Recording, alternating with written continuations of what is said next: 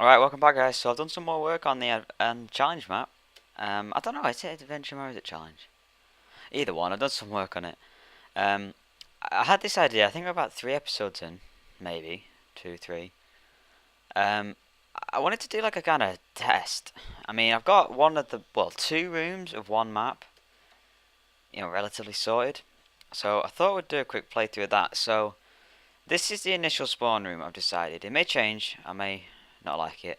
I'll explain these in a minute once I've done a quick run through. Depending on how long it takes, I might put this after, and then I'll put the part where I show some of the stuff I've been doing as well before, if that makes sense. If I don't, it won't make any sense whatsoever.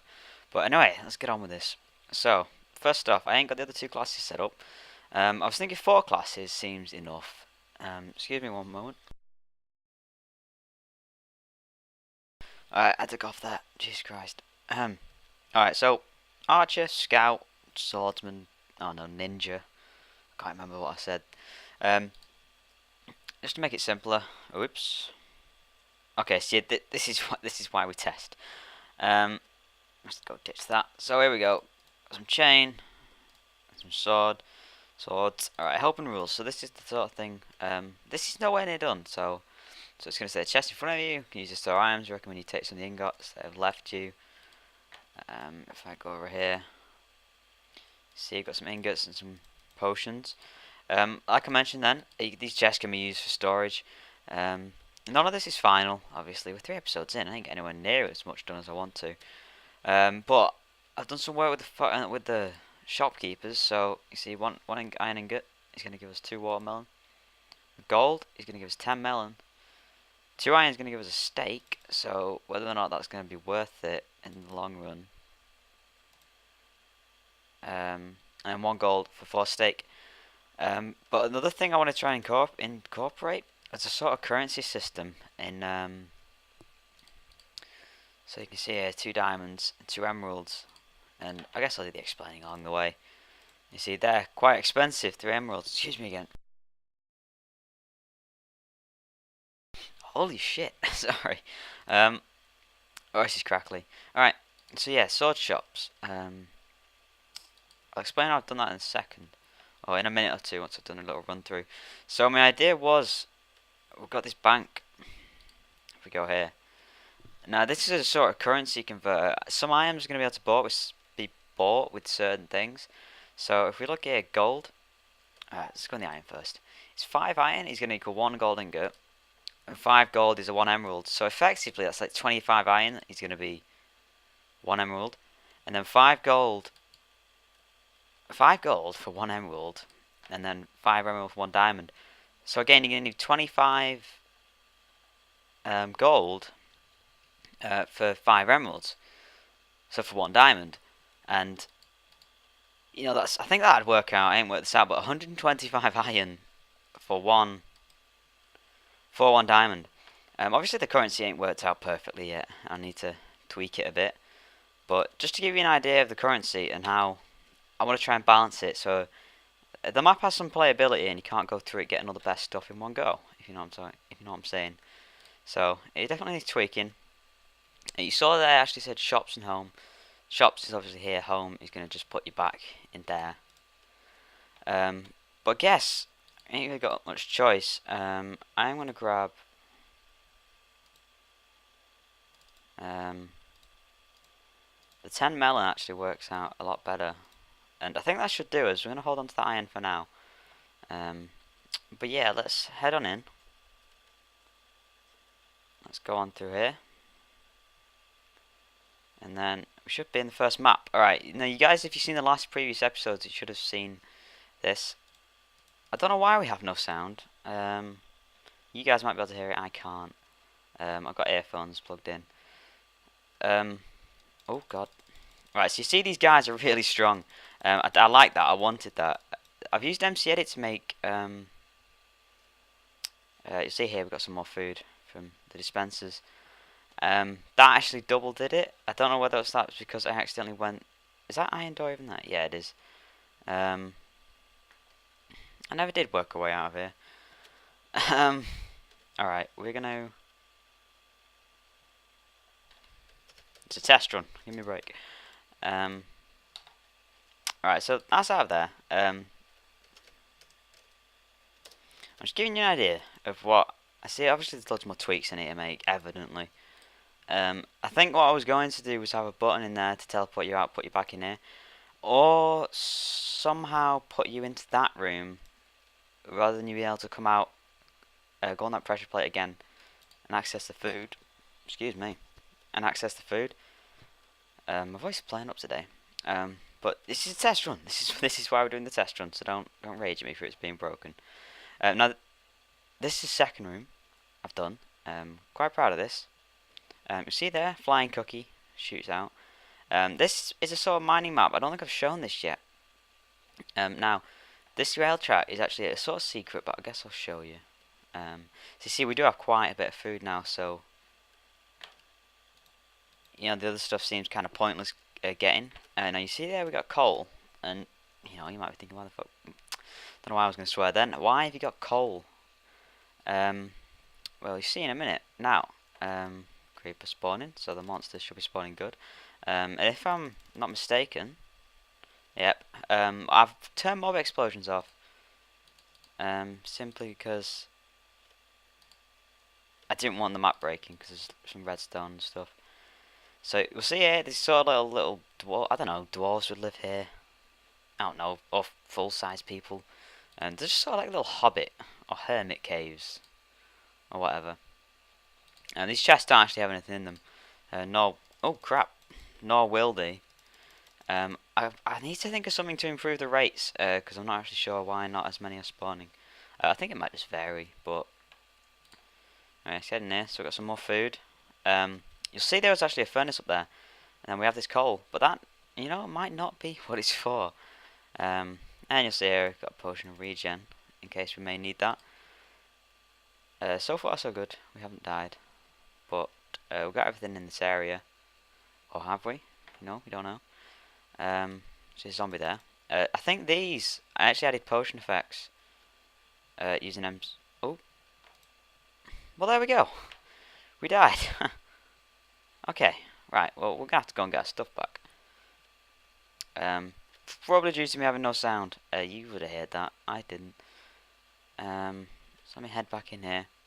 I may do a keep items on death. I've not even figured out how to use that yet, so I'm not too sure about that. But as you can see, it's still fairly challenging. I mean, I died already, and I made the friggin' thing. I know what the stuff is. So, I guess that's a good sign. We're getting lag spikes right now. I think it's fixed itself. So yeah, these zombies, I think they've got regen potion effects on them, so they're a bit stronger. Or strength, I'm not too sure. I would have to check, but they're made in McEdit. I may do a video showing you how I made the custom shops and the custom spawners. All of them are done using SethBlings filters that he's written. And the thing that's actually supposed to be there isn't, so what I'm actually going to do, just because I want to show you. Now, the idea here is, you see you get that coal, you may think it's for the food, but if we put that furnace there, we're going to activate that with the coal. That minecart, it can only be activated by coal. If it isn't, you can't access up here, you can't walk up here, there's not enough room. And so you see, we've powered that, that's going to go land on that detector rail, you'll see. Some pretty good pants jumped out of there. Unbreaking 5, projectile protection 2. They're only leather, so they've got the unbreaking and they've got the projectile protection. They don't do a whole bunch, but they do more than without. So there we go. That's what I got done. That's, well, regarding the maps anyway. I know I died, but that's because I've got no sound. Slightly annoying, but you know. So we're done with this room. We're gonna head back, and I'll talk about some of the things I've been messing with.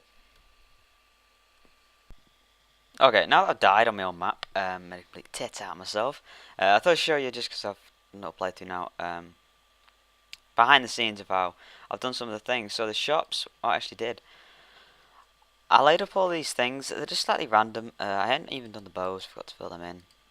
But I've got the stone swords and the iron swords, and you can see Let me find them. Well, not here. You see all this armor that was in the shops, and the way I did this, it was using SethBling's enchantment filter on McEdit. The way you do this is if you go, I'll put the link to his website in the download in the comments, and that'll have the link to the schematic, not the schematic, the can't speak, damn it, the filter, the filter thingy that you use. And with that, you can enchant quite literally anything. With any enchantment, it may not do anything. I mean, you can stick Aqua Affinity on a sword, and it wouldn't do anything.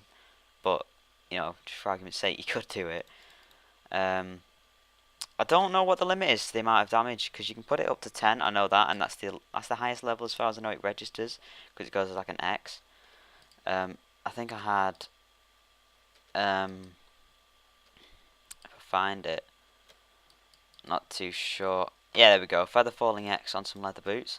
That gives you quite a high falling rate. I would say around 60 blocks, and you could fall and survive. And about 2 hearts left, so maybe even 64, 65. You can put that higher. Whether it doesn't register though, it'll say feather falling dot level enchantment 20 or something along them lines. If you were to do 20, for example. So yeah, what you do is you get your chest, you put the thing in, and then when you go into McEdit, you highlight the area around the chest.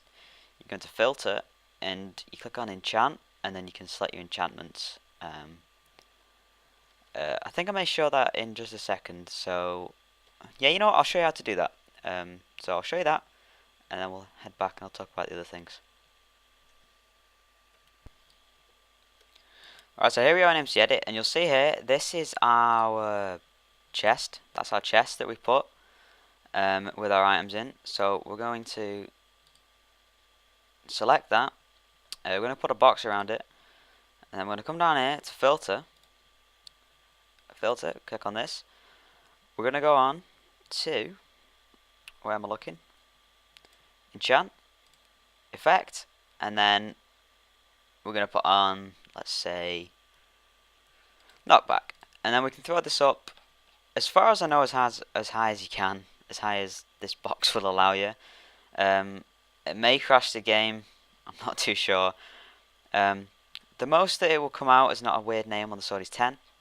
Just for argument's sake, we're just going to do is something realistic too. Once you've done that, you're going to hit filter. That's going to throw knockback on literally whatever block is in that chest. To add another one, you just go on it again. You know, put on what you want, say 5 sharpness, filter, and boom, you're done. So another thing that I've added, and that you may be wondering how I did, was the custom shop trades. You can go watch SethBling's video. I'm not sure he shows if I think he does show in McEdit how he does it, but I'm going to show that real quick.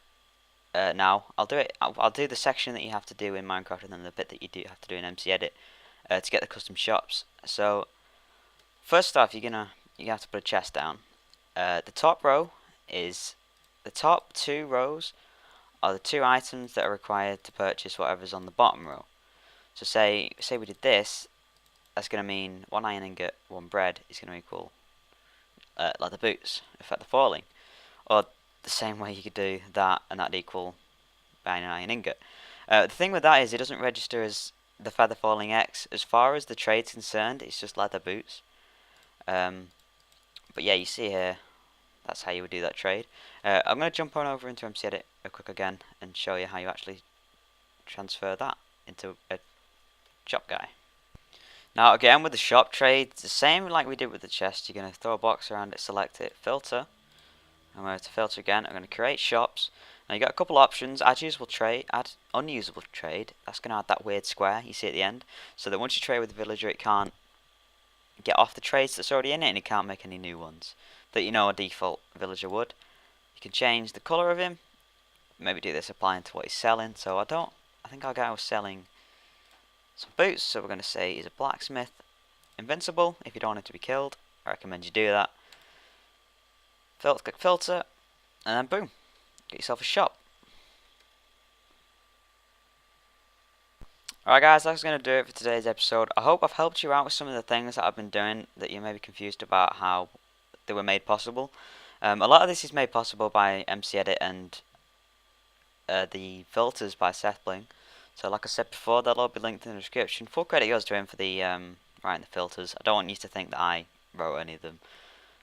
Quite honestly, I wouldn't know where to start, but you know, it's awesome that they're in place, and you guys should definitely check them out and use them. Go to the site and download them. Just quick note: the same method with the training was how I made, how these trades were made possible. Literally 5 and 1 is going to equal 5 and 1. So, and you see that it's kind of continuous for a couple. All I did there was just same again. Just gave it a couple more trades. I could have left it as 1. I don't know actually why I did a couple, but yeah, just a side note. That's how I did that. I hope I've answered some of your questions. I think I already said that. So thanks for watching. Let me know some of your suggestions. I'm not sure when I'll have another video up, but you know, if you can leave me a like, I really appreciate it. But it kind of helps the series get noticed. And I'm gonna put a lot of effort into this map, and I'd really like for as many people as possible to maybe play it, and maybe at some point I'll release it in a sort of like alpha, beta type thing. So yeah, thanks again for watching. Remember, like and a comment is always appreciated, and subscribe if you want to check out more. I think it's been a long video today, so I'm gonna call it. Thanks for watching. See you guys later.